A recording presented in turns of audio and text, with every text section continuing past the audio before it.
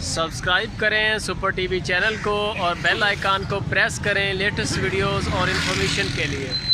अस्सलाम वालेकुम दोस्तों, क्या हाल चाल है जी। मैं मोहम्मद शाद, उम्मीद है कि सब भाई खैरियत से होंगे। और जिन भाइयों ने अभी तक चैनल को सब्सक्राइब नहीं किया उनको रिक्वेस्ट है कि चैनल को सब्सक्राइब करें और साथ में आ जाएगा बेल आइकन, उसको भी दबाएं ताकि जो भी वीडियो लगाएं भाइयों को उसका नोटिफिकेशन जाए।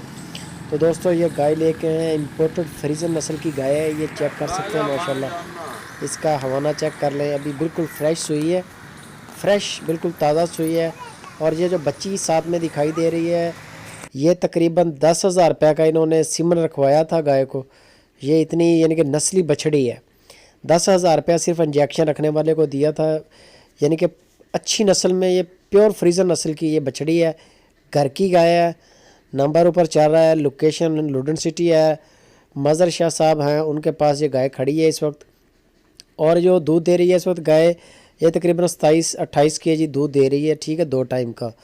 और ये कहते हैं कि ये तकरीबन 32-35 किलो तक जाएगी इजीली, क्योंकि ये इनके घर की है और पहले भी इन्होंने 2-3 बार इसका सुबह पिया हुआ है। नंबर ऊपर चल रहा है, लोकेशन भी बता दी है कि लुडन सिटी ज़िला है इसका बिहाड़ी।